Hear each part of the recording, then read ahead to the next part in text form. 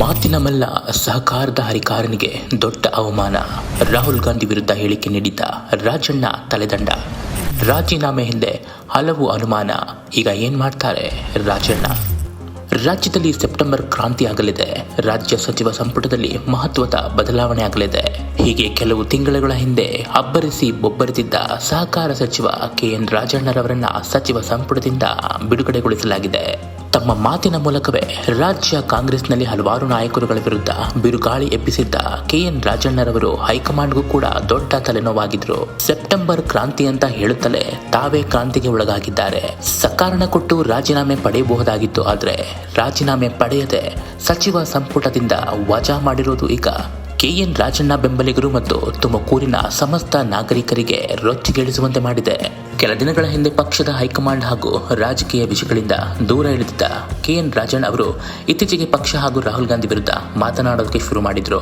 ಜೊತೆಗೆ ಡಿಕೆ ಶಿವಕುಮಾರ್ ಹಾಗೂ ಸಿದ್ದರಾಮಯ್ಯನವರ ವಿರುದ್ಧ ಕೋಲ್ಡ್ ವಾರ್ ನಡೀತಾನೆ ಇತ್ತು. ಇನ್ನು ರಾಜಣ್ಣ ಅವರ ಈ ದಿಢೀರ್ ರಾಜೀನಾಮೆಯಿಂದ ರಾಜ್ಯ ರಾಜಕೀಯದಲ್ಲಿ ದೊಡ್ಡ ಸಂಚಲನವೇ ಮೂಡಿದೆ.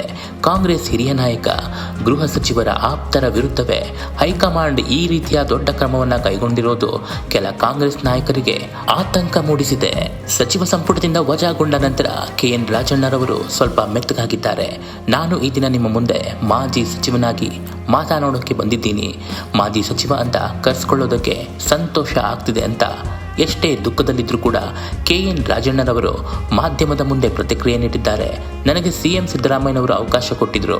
ನಾನು ಎಲ್ಲ ಸಚಿವರ ಜೊತೆಗೆ ಸೇರಿಕೊಂಡು ಮುಖ್ಯಮಂತ್ರಿಗಳಿಗೆ ಧನ್ಯವಾದ ತಿಳಿಸ್ತೀನಿ ಅಂತ ಹೇಳಿದ್ರು.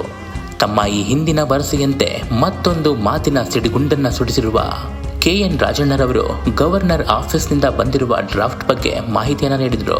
ಸಚಿವ ಸಂಪುಟದಿಂದ ನನ್ನನ್ನು ಬಿಡುಗಡೆ ಮಾಡಿರೋದು ಹೈಕಮಾಂಡ್ನ ನಿರ್ಧಾರ, ಇದು ಪಕ್ಷದ ತೀರ್ಮಾನ ಅಂತ ಹೇಳುತ್ತಲೇ ಇದರ ಹಿಂದೆ ದೊಡ್ಡ ಪಿತೂರಿ ಷಡ್ಯಂತ್ರ ಇದೆ ಅಂತ ಮತ್ತೊಂದು ಬಾಂಬ್ ಸಿಡಿಸಿದ್ದಾರೆ. ದೆಹಲಿಗೆ ಹೋಗಿ ವರಿಷ್ಠರನ್ನ ಭೇಟಿ ಮಾಡ್ತೀನಿ. ಇದು ಪಕ್ಷದ ತೀರ್ಮಾನ ಆಗಿರೋದ್ರಿಂದ ನಾನು ಇಲ್ಲಿ ಪ್ರಶ್ನೆ ಮಾಡೋದಿಲ್ಲ. ಪಕ್ಷದ ವರಿಷ್ಠರಿಗೆ ತಪ್ಪು ಗ್ರಹಿಕೆ ಆಗಿದೆ ಅಂತ ಮಾಹಿತಿ ಬಂದಿದೆ.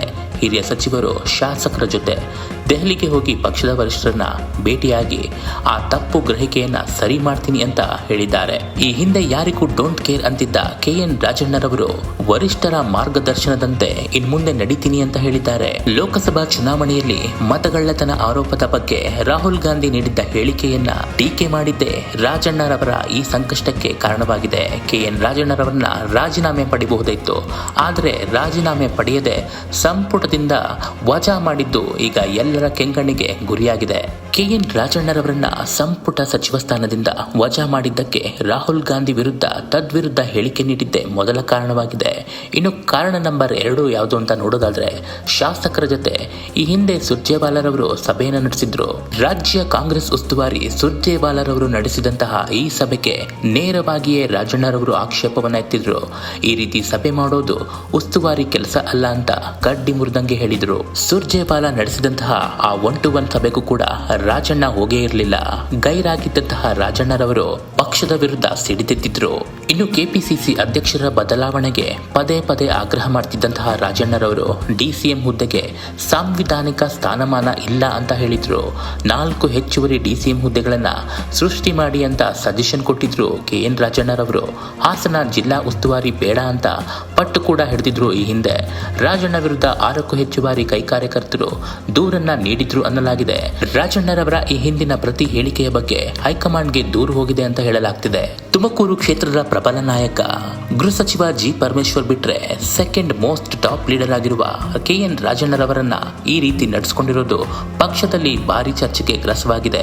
ಸಹಕಾರ ಸಚಿವರಾಗಿ ಹಲವಾರು ದಿಟ್ಟ ಕಾರ್ಯಗಳನ್ನ ಕೈಗೊಂಡಿದ್ದಂತಹ ಸಹಕಾರ ಸಚಿವರಾಗಿದ್ದ ಕೆಎನ್ ರಾಜಣ್ಣರವರು ಮುಖ್ಯಮಂತ್ರಿ ಸಿದ್ದರಾಮಯ್ಯನವರಿಗೆ ಅತ್ಯಾತ್ಮರಾಗಿದ್ರು.